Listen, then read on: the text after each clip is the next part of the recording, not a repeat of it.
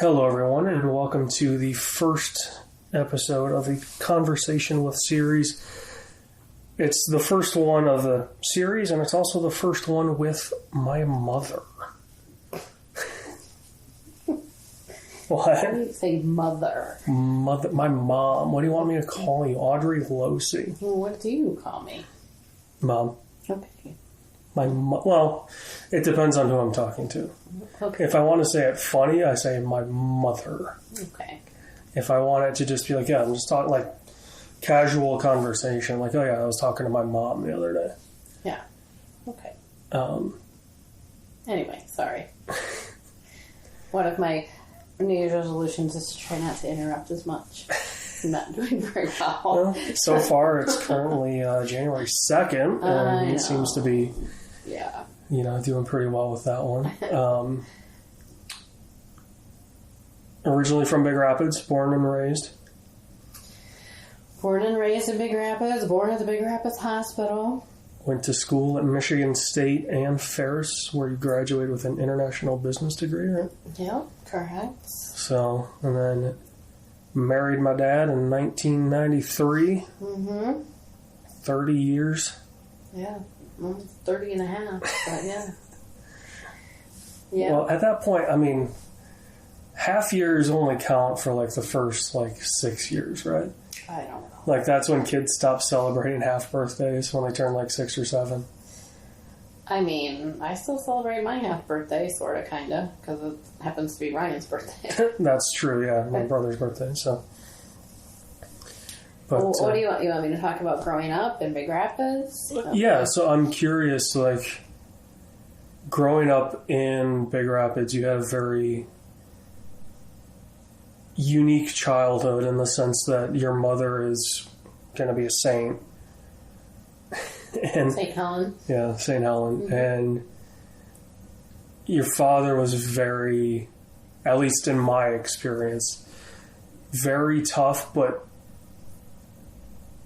looking back on it, he had a reasoning, it felt like. Mm-hmm. So, is that fair to say that? I think so. I mean, my mom was a teacher, and then my dad was a contractor in commercial construction and started his own company, and then my mom worked for him, doing the books and that kind of stuff. She quit teaching and worked for him, and they built their house where Grammy still lives today. I think my brother was maybe 2 when they moved in there, so he built that house and had some property there, and I don't know that it was a unique. It was small town USA, Big Rapids, Michigan. In the 70s, not a lot's going on anywhere anyway. Except for the big cities, right? I guess to me it's unique because it was when I knew your parents, well, I still know your mom. She was a teacher, or still associated with the school, and your dad was in construction. To me, that was just it felt like 2 very different. Oh, for sure. It wasn't you didn't have. It wasn't a small town. Oh, dad works, mom stays at home. I guess in that sense, being unique. Well, I mean, she did. I guess you could say she worked part-time. Because when she was working, when she worked out of the house, because the office for the business was in the basement, and my brother, he was old enough to go to school, and this is just stuff that I can remember, but so my mom would have a babysitter come over to stay with me upstairs while she was downstairs working. But that was, I don't know, it wasn't every day, so... So in a sense, she was kind of a stay-at-home mom as well. She was big into Girl Scouts. I did a lot of Girl Scout stuff. And my mom wasn't really into sports. My dad was. He played sports in high school. growing up. I don't see him being... I mean, this is a guy that, for as long as I knew him, was... redneck's not necessarily the right word. Because, I mean, he had his own business. He wasn't, like, working the farm every day. So I wouldn't, like, consider him a redneck in that sense. But very, like, he was a hunter. He wasn't, like... Mm-hmm. I never saw him as, like, anything really other than that. Well, you know, again, like, he grew up small town USA. He grew up in Remus. There's not a lot to do, so you play sports. You play basketball at the school, you know, whatever... was going on in school. And, you know, his brother was a big part of that too, right? John, his brother, was probably the better athlete of the two. I'm guessing. I don't really know, but just from stories from my grandmother. And so it was something for them to do together. They were only 2 years apart. So, you know, they could be on the team together and play sports together and hunt together and this, that, and the other. But yeah, so my brother played some sports. He didn't continue. I think he did some baseball. He did wrestling for a year. I think that was kind of his things. I did baseball because I didn't have softball, soccer, and then basketball. And I played basketball through high school, through my junior year. And then I was really more interested in working and earning money to go to school, not in Big Rapids. So the Norwegian work ethic of just gotta get to work. Yeah. We'll explain that. Your mom is 100% Norwegian? My mom is half Norwegian. Half Norwegian. My grandmother, her mother was 100%. And then her dad was, like, English, Welsh. That kind of thing. But when we did our 23andMe or Ancestry or whatever, you came back, like, half, right?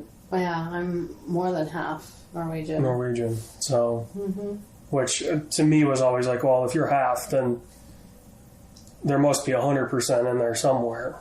Yeah, my grandmother. Mm-hmm. Yeah, well, more of like your parents. Like one of them had to be half, or your dad was also Norwegian or Scandinavian, right? Like when we did that, it was like Norwegian was specifically one, but then I was like Northern European or something like that was another one. Yeah. So. Yeah, those are weird how those work, but. Yeah, I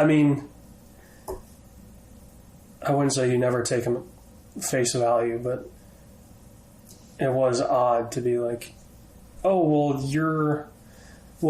I think you got yours first or however it worked, and it was like, oh, well, you're 50%, so I'm like, okay, well, I'm 25, just thinking of it logically in terms of steps.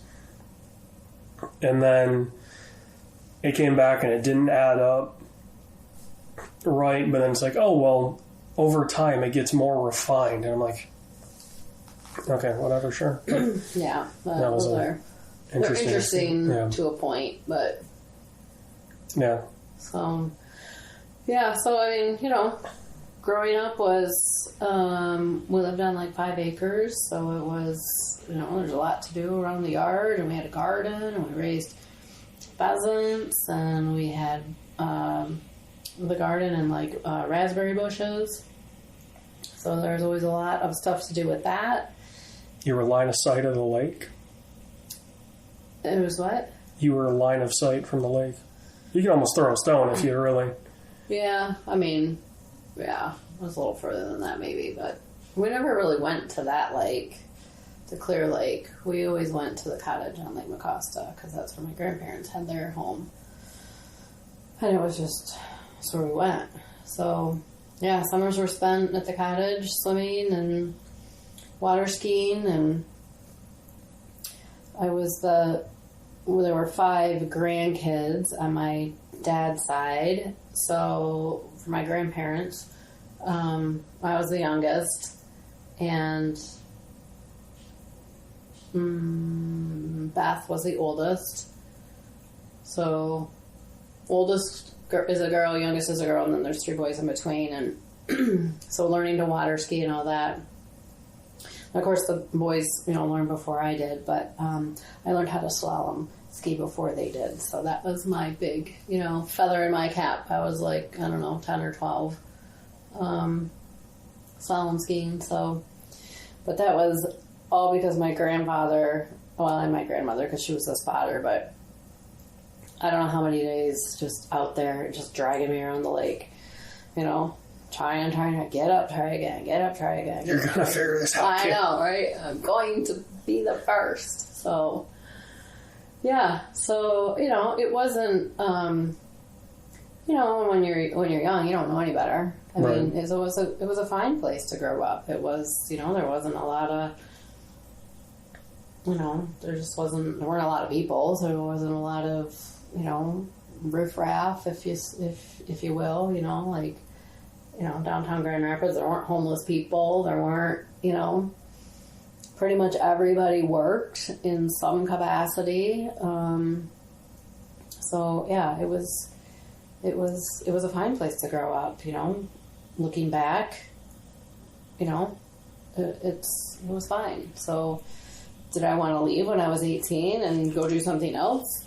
For sure, right? And that's why my goal was to go to Michigan State, and that's pretty much the only school that I applied to, and thank goodness I got in, because I knew I could have gone to Ferris fine, but I just didn't want to do that.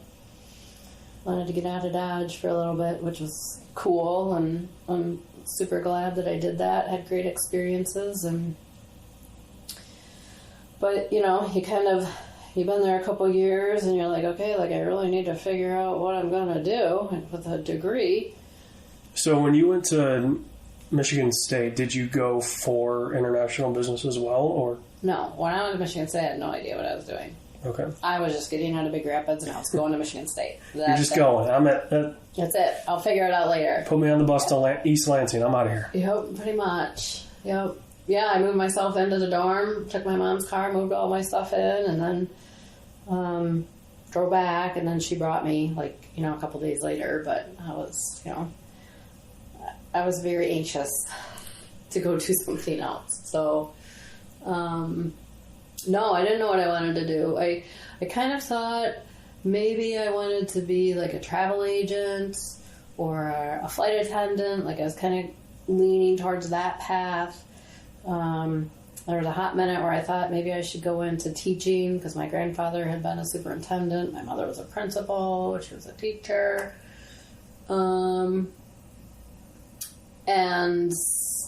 yeah, just trying to find my niche of what I actually wanted to do. And, just exploring different things and talking to people and advisors and other, people that were doing different things. And my sophomore year, then I rushed, so a sorority, so Zeta Tau Alpha, and had a ton of fun with that, of course. But you're kind of getting end of sophomore year, took some classes in the summer, and it's you got to declare a major. And so I was like, well, I don't want to do education. I think I want to do business, but I think I want to do some sort of international business so that I can get the culture. That's why I was interested in being a travel agent or a flight attendant. So business, fine, whatever, that's easy. But international business, okay, cool. I've landed on this. So what do you have, Michigan State, for international business? And they didn't have an international business program in the business school. They had international relations through the James Madison College, which is a political science degree. I had no interest in getting a political science degree. So, back to the advisor, and, this is what I think I really want to do. And, okay, well, who has it? Who has that program? And it was, at the time, it was Eastern Michigan or Ferris State. So I'm like, oh, you gotta be kidding me. Like, I really don't want to go to Eastern, and I really don't want to go back to Ferris, but if this is what I really want, what I really think I want to do, like, this is the program to do it in. Yeah. So that kind of decided that. So, yeah, I was very disappointed to leave Michigan State for sure, because I have tons of friends and the sorority, and I mean, it's a Big Ten school. It's super fun and all of the stuff that goes along with that. But, you know, at some point you have to kind of get real and be like, you know, what am I going to do with my life? And okay, I'm only, you know, 19, 20, whatever years old, but, you know, again, like, you know, I had big plans. Like, I was going to move to Dallas, and I was going to, you know, like, I was, like, planning my whole life out. And, all right, we're going back to Big Rapids. So that's where I landed. And so then, of course, you know, you switch schools, and you lose a bunch of credits. And so then it was, like, just busting my butt to try to get done in under 5 years. And it was 4.5, but, you know, made that happen, and met your dad along the way, and that which I do want to touch on that, because there's a 12-year gap between you two. mm-hmm. How do you get introduced? I mean, 12 years, like, that's different. I mean, one's in school, one's out of school. You know, so it's like you wouldn't have crossed paths there. There wasn't like a... Well, back then, you met most people at the bar, which is where we met. In a small town. Yep. In a small town. Well, I mean, even at Michigan State, right? So the guys that I dated, you meet them either through a party with a fraternity or at the bar or in class, right? Yeah. But, yeah, I was always one... I never... I didn't date guys my own age. They were just not... not on my level. I've always been a little bit older soul, a little bit ahead of my age, in that aspect. And so, I mean, I dated a couple of guys that were my age in high school, and it was like, you know, they're like children, you know, and anybody, you know, beyond that it was like, you know, 4 years, 6 years, 8 years, you know, it was always kind of in that realm, of who I had been dating. So, yeah. For me, it wasn't weird. I mean, yeah, we met at the bar. We had some mutual friends. Actually, it was people that I used to babysit for, and he was there with them. And, so, yeah, we got introduced, and, you know, Dad started hamming it up, and I guess I thought it was funny. Well, he's a professional hammer. Yeah. Mm-hmm. Mm-hmm. That man can ham it up with anyone. Yeah. So, yeah, I mean, and at the time I was dating 2 other guys, so, you know, just not anything super serious, kind of hanging out, whatever, but, and then, yeah, we just started talking more and really had a lot in common, you know, with our outdoor lifestyle. You know, I grew up all playing outside all the time. I mean, that's what you did. For one, we didn't really have video games, and, you know, for 2, if I was inside, I was probably going to get told to clean something. So if I'm outside, then... You can avoid it at all costs. You can avoid it. So, yeah, you know, I mean, we, you know, Grandpa had the property, so we would go cut wood, whatever, right? And, you know, riding bikes, and I rode my bike everywhere. You know, I rode my bike to the golf course with my clubs on my back because I didn't have a ride, and I was going to be late for my lesson that my dad was making me take. So yeah, clearly. Mm-hmm. Okay, so that golf course isn't that far as the crow flies, but there's a hill. There's 2 big hills, yes, for sure. So, yeah, but, you know, so Dad and I we had a lot in common. I mean, yes, there was an age gap, and so, you know, there's certain things, but, you know, okay, Dad's 12 years older than I am, but he doesn't act 12 years older than I am, right? He's never acted his age, and I've never acted my age, so we, like, met somewhere in the middle. That man is a 62-year-old 5-year-old. Yeah. Yeah, I'm like, I think he acts about, 5 or 6 years younger than what he is. At least, right? 20 years. And I'm like 5 or 6 years older than what I am, right? So we just kind of met in the middle. I mean, just with, our lifestyle and our beliefs and things like that. And it was like, okay, cool. Yeah, we're hanging out. So, yeah. That's kind of how And then you asked the question, right? I asked him, yes. So the whole story of that is that we're both a little bit competitive. So I think I've heard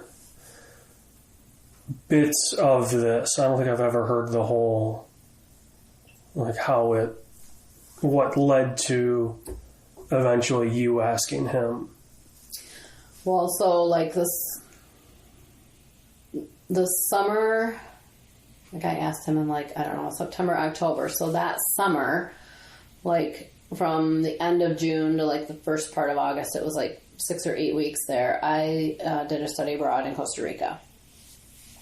And this would have been 92? 91. 91, 92. Yeah. It was like, it was horrible. My heart was breaking because I was like, I was crying getting on the plane because I was leaving him behind. Like I, am 20 years old or 21, whatever it was. And I'm like, oh, that was embarrassing. But, I came back from that and we were both just like, okay, we survived that. We think this is the next step, right? So we had gone and basically picked out rings. Like no one has asked anyone, and we have picked out rings at the jewelry store. Oh, I really like that. Oh yeah, I like that one too. Okay, put them on layaway or whatever, on hold. And so the guy at the jewelry store says, "Oh well, when are you going to get this? When do you think you're going to get this?" And I kind of looked at that, and he's like, "Well, whenever I darn well please, it's my choice, whatever." And I said something to the effect of, "Well, who says I won't ask you first?" And he's like, "Well, you wouldn't do that." And I was like, watch me. So, yeah, that's how that played out. So, yes, I asked your dad. What was it more romantic than Ryan and Abby's at 11 o'clock on 4th of July weekend where Abby's in a Coors Light hoodie and nobody can see what's going on? Absolutely not. Absolutely not. There were like 2 or 3 previous times where I was like, we were at the beach and like it was kind of a more romantic time or whatever. And in my head, I'm kind of like thinking this. And so at that time in Costa Rica, the men didn't necessarily wear a wedding ring on their finger, but they wore it on a necklace around their neck, right? So I had gotten a wooden ring when I was in Costa Rica, so that was what I was gonna give to him. So yeah, it's very nerve-wracking, right? Like you already, this is gonna happen, that, the path that you're going down, yet there's still the uncertainty that they could say no. Right? And so, right. Yeah, there were a couple times that it would have been like really more romantic than what it was, but it ended up just being us riding mountain bikes. We rode over at the 80 and from my mom's over to the 80, which is just a few miles away, and ended up getting kind of muddy and whatever. And we were riding back and we were at the top of a hill and I just was like, "Hey, would you marry me?" And he looked at me and kind of grinned and he's like, "I'll tell you at the top of the next hill." And I'm like, So, yeah, that's how romantic it was. Yep. Well, I mean, at least you could see each other. Yes, it wasn't dark, right? It wasn't pitch black and yes. We're holding phones up with flashlights to see what's going on. Yeah. Well, that's kind of what I had told Ryan. He was, trying to kind of giving him some, ideas about going to the Frederick Merritt Gardens or go to the luminaries at the zoo or, some kind of different ideas like that. And, it wasn't happening. I mean, he had the ring for a long time and I said to him finally one time, I'm like, Ryan, just do it when it feels right. Just do it when it feels right. If it's, you're walking down the street, just do it when it feels right. So apparently it felt right after the fireworks for him. So, which he told me like 20 minutes-ish before it happened that he was going to do it. And I had been not kept on a loop kind of by my own choice because I'm like, I just don't interfere with people's business. And so like I didn't know necessarily that he even had a ring. Mm-hmm. Right? And so I'm like, okay, whatever. Like I had my camera. He's like, I want you to take photos. And it's like, for me, like my brain kind of switches to, okay, this is like not a job, but like I have a task to do. I need to take these photos. So I wasn't necessarily thinking about like the moment. And then hearing that about, you were all muddy and riding around at the property, it fits, right? Like it's kind of the same scenario. It wasn't this like, it wasn't, oh, we're at the beach at sunset and he gets on one knee and she turns around and bawls her eyes out. It's Abby going, I'm in an effing Coors Light hoodie for 15 minutes. That's all she could say. I know, but it was funny. She said yes. Yes. The most important thing well, that she said yes after saying, oh my God, Ryan, I'm in an effing Coors Light hoodie. How could you do this to me? And then she said yes. But yeah, it is funny to kind of see the parallels there. Yes, there are. Yep. But so yeah, thank you for tuning into the first episode of this conversation series. We'll be doing it with one of each people in the family. So the next episode is, well, I don't know who yet, so we haven't scheduled it, but stay tuned. Thanks.